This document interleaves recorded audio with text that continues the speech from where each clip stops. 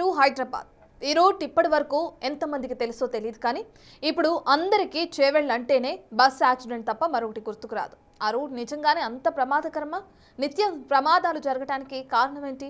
ఆ రోడ్డుపై స్పీడ్ 30 దాటితే మన ప్రాణాలకు గ్యారంటీ లేనట్లేనా? ఇలాంటి అంశాలపై బిగ్ టీవీ గ్రౌండ్ రిపోర్ట్.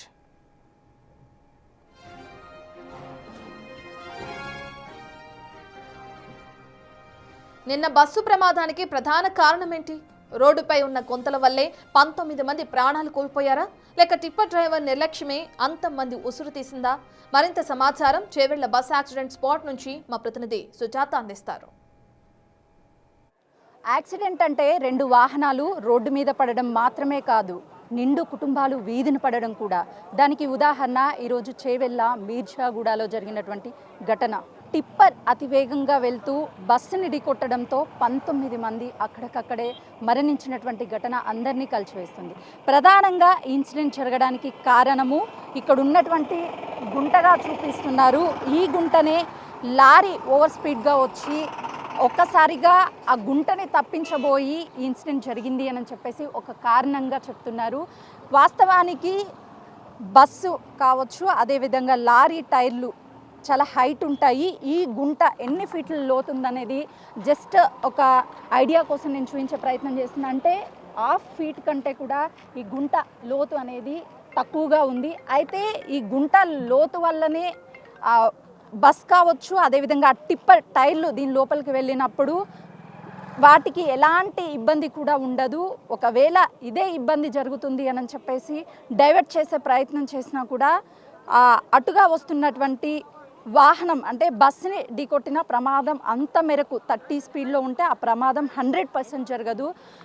దీనికి కారణం ఓవర్ స్పీడు, దాంతోపాటు ఈ గుంటే ప్రధాన కారణం అని చెప్తున్నారు. రెగ్యులర్గా చాలా వరకు ఇలాంటి గుంటలు చాలా ప్లేసెస్లో ఉంటాయి. నిజంగానే ఈ గుంటను తప్పించబోయి ఆర్టీసీని ఢీకొట్టి బస్ని ఈ ఘటన జరిగింది అని చెప్పేసి ప్రధానంగా ఆరోపిస్తున్నారు. కానీ అతను టిప్పర్ డ్రైవరు నిద్ర సరిగ్గా లేకపోవడం కారణం కావచ్చు, అదేవిధంగా తెల్లవారుజామున జరిగినటువంటి ఘటన కాబట్టి ఆ మంచులో తనకి ఎదురుగా వస్తున్నటువంటి వాహనం కనిపించకపోవచ్చు. అదేవిధంగా తను ఒకవేళ మద్యం మత్తులో ఉండొచ్చు, లేదు అంటే ఎదురుగా వస్తున్నటువంటి వాహనం ఫోకస్ లైట్లు తన ఫేస్కి పడడం వల్ల ఒక్కసారిగా డైవర్ట్ అయి ఉండొచ్చు. అంటే ఇన్ని కోణాలు కనిపిస్తున్నాయి. కానీ ప్రధానంగా ఈ మనకు కనిపించేటువంటి చిన్న గుంతే కారణమని చెప్తున్నారు. ఇందులో ఎంత వాస్తవం ఉన్నది అనేది అయితే మాత్రము ఇంకా తెలియాల్సి ఉంది. మొత్తానికి ఈరోజు జరిగినటువంటి ఘటనకి ఒకవైపు ఈ గుంటనే కారణంగా చెప్తున్నారు. అసలుకి బస్సులో ఉన్నటువంటి వాళ్ళ పరిస్థితి ఏ విధంగా ఉంది, ఆ టైంలో ఏ విధంగా ఫేస్ చేశారో చూడాలి అంటే నాతో పాటు రండి. రోడ్డు ప్రమాదంలో 19 మంది చనిపోయారంటే ప్రమాద తీవ్రత ఏ స్థాయిలో ఉందో తెలుస్తుంది. మృతులలో సగం మంది ఒంటిపై కనీసం చిన్న గాయం కూడా లేదు. కానీ భారీ సంఖ్యలో మరణాలకు కారణమేంటి? టిప్పర్లో ఉన్న కంకర్లోడే అంతమంది ప్రాణాలు పోవడానికి ప్రధాన కారణమా? మరింత సమాచారాన్ని మా ప్రతినిధి సుజాత అందిస్తారు. అతివేగంగా వస్తున్న టిప్పరు ఆర్టీసీ బస్సుని ఢీకొట్టడంతో 19 మంది చనిపోయారు. అసలు ఈ ఘటన ఎలా జరిగింది, ఆ టైంలో బస్సు ఎంత స్పీడ్గా వస్తుంది అని చూపించడానికి కూడా ఇక్కడ ఆ స్పీడ్కి సంబంధించినటువంటి భాగం ఎక్కడా కనిపించలేదు. అంతా నుజ్జు అయిపోయింది. మనం బస్సు మొత్తాన్ని ఒక్కసారిగా పరిశీలిస్తే ఇక్కడ అన్నీ కూడా మనకి 40 వరకు ఆర్టీసీ బస్సులో సీట్లు కనిపిస్తాయి. అయితే ఇప్పుడు మనకి ఎక్కడా సీట్లు కనిపించలేదు. ఎగ్జాక్ట్గా ఇదే ప్లేస్లో ప్రయాణికులంతా కూడా సీట్లలో కూర్చొని ఉన్నారు. ఇక్కడ ఇప్పుడు కూర్చోవడానికి సీట్లు ఏమాత్రము కనిపించడం లేదు. కానీ ఆ సీట్ల మొత్తానికి ఇక్కడ ఉన్నటువంటి కంకర అంతా కప్పుకుపోయింది. ఇదంతా టిప్పర్లో ఉన్నటువంటి కంకర. ఆల్మోస్ట్ ఈ సీట్లు మనం గమనిస్తే, మనం ఇక్కడ ఈ సీట్లో కానీ కూర్చుంటే ఆ కంకర మొత్తం మన మీద పడినప్పుడు ఇక్కడ వరకు కంకర కప్పుకుపోయింది. బయటికి రాలేక వాళ్ళు ఆర్తనాదాలు కాపాడండి కాపాడండి అని కేకలు వేశారు. ముందు ఉన్నటువంటి సీట్లు మొత్తం, అందులో ఉన్నటువంటి ప్రయాణికులు మొత్తం ఆ కంకర్లోనే కూరుకుపోయారు. వెనక భాగం ఏదైతే ఉందో ఇక్కడ వరకు కంకర అనేది వెళ్ళలేదు. కేవలం ఈ సీట్ల వరకే. ఆ లారీ అంతా సగం దూరం వరకు దూసుకువచ్చింది. ఒక్కసారి వెనుకున్నటువంటి సీట్లను కూడా చూపించే ప్రయత్నం చేస్తున్నాను. కేవలము ఇక్కడ వెనుక భాగంలోకి ఆ టిప్పర్ రాకపోవడానికి వాళ్ళు ప్రాణాలను కాపాడుకున్నారు. ఆ తర్వాత ఇందులో నుంచి ఈ గ్లాస్ని అంతా కూడా బ్రేక్ చేసి ఈ లోపల నుంచి దూకి ప్రాణాలను కాపాడుకున్నారు. కానీ ఆ టైంలో వాళ్ళు ప్రాణభయం అంటే ఆ కంకర మధ్యలో ఇరుక్కుపోయి బయటికి రాలేనటువంటి పరిస్థితి, ఎవరైనా కాపాడితే బాగుండు అని చెప్పేసి కేకలు వేసినటువంటి పరిస్థితి. ఆర్టీసీలో ఒకవైపు ప్రయాణించాల్సినటువంటి ప్రయాణికుల కంటే ఎక్కువ మంది ప్రయాణించారు అన్న ఆరోపణలు కూడా పెద్ద ఎత్తున వినిపిస్తున్నాయి. ఈ ఘటనతో అసలు ఈ ప్రమాదాలకు గల కారణాలు ఓవర్ స్పీడేనా, అసలు మరేం కారణం ఉన్నాయి అనేది కూడా తెలియాల్సి ఉంది. ఇప్పటికే పోలీసుల ఇన్వెస్టిగేషన్ ఈ ప్రమాదానికి సంబంధించి కొనసాగుతున్నాయి.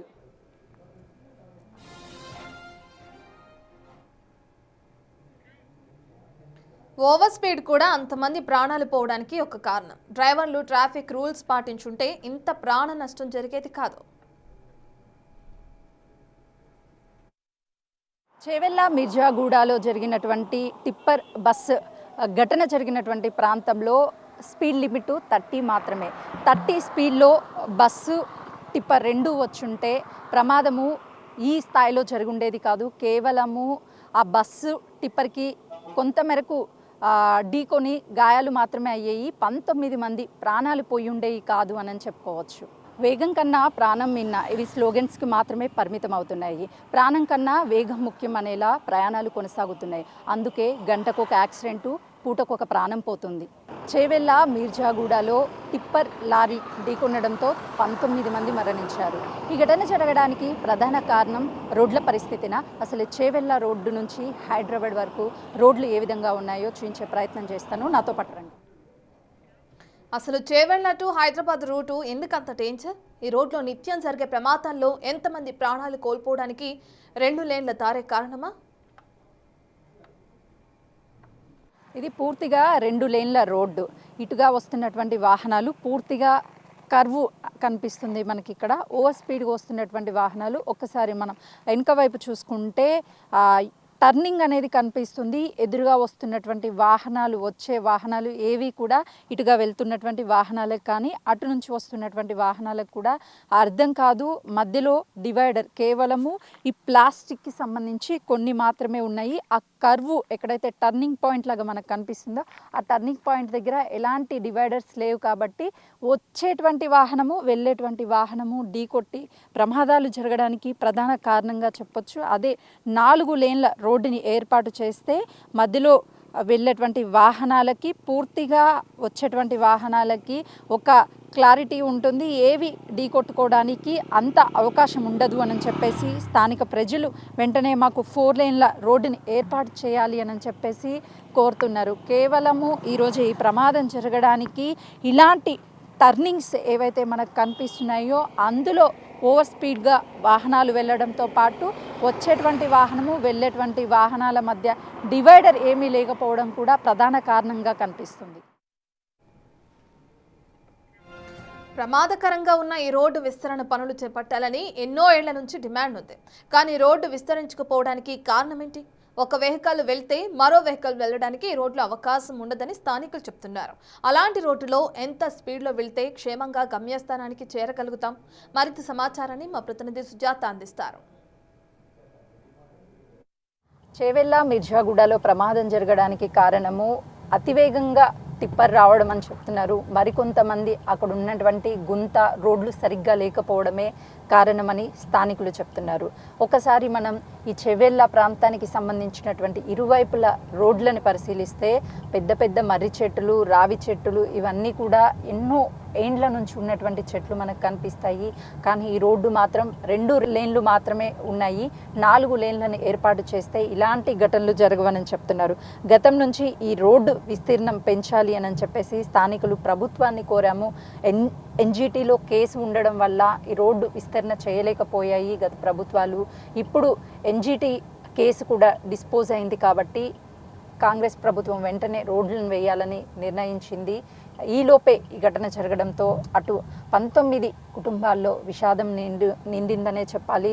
ఒకసారి మనం ఈ చుట్టూ పరిసర ప్రాంతాలను గమనిస్తే పచ్చని పొలాలు మనకు కనిపిస్తాయి. చాలామంది రిటైర్డ్ ఆఫీసర్లు, అదేవిధంగా సెలబ్రిటీ ఫామ్ హౌస్లు మొత్తం కూడా ఈ చేవెళ్ళ ప్రాంతంలోనే ఉంటాయి. ఒక ఆహ్లాదకరమైన మన వాతావరణం కోసము ఇక్కడ చాలామంది ఫామ్ హౌస్లు కూడా నిర్మించుకున్నారని చెప్తూ ఉంటారు. కానీ 400కి పైగానే ఇన్సిడెంట్లు ఈ చేవెళ్ళ ప్రాంతంలో జరిగాయి. కేవలము ఈ రోడ్డు 4 లేన్లు లేకపోవడము, భారీ వాహనాలు అటువైపుగా 2 లేన్లు ఉన్నాయి కాబట్టి ఎదురుగా వస్తున్నటువంటి 2 భారీ వాహనాలు ఎట్ ఎ టైము వెళ్ళడానికి ఈ స్పేస్ సరిపోదు. అందుకే వెంటనే పెద్దగా రోడ్డుని విస్తీర్ణం చేస్తే ఇలాంటి ఘటనలు జరగవు అని చెప్పేసి స్థానికులు తమ ఆవేదనని వ్యక్తం చేస్తున్నారు. వెంటనే ప్రభుత్వం రోడ్లను ఏర్పాటు చేయడానికి సిద్ధంగా ఉంది. ఎందుకంటే ఎన్జిటీలో కేసు కూడా డిస్పోజ్ అయింది కాబట్టి త్వరలోనే ఈ రోడ్డు పనులన్నింటినీ పూర్తి చేస్తాము అని చెప్పేసి అధికారులు చెప్తున్నారు. ఈలోపే ఈ ప్రమాదం జరిగింది. దీన్ని ఎవరూ కూడా పూడ్చలేరు అని చెప్తున్నారు. కానీ ఇప్పటికే ప్రభుత్వము 7 లక్షల ఎక్స్గ్రేసియాని బాధిత కుటుంబాలకి ప్రకటించింది.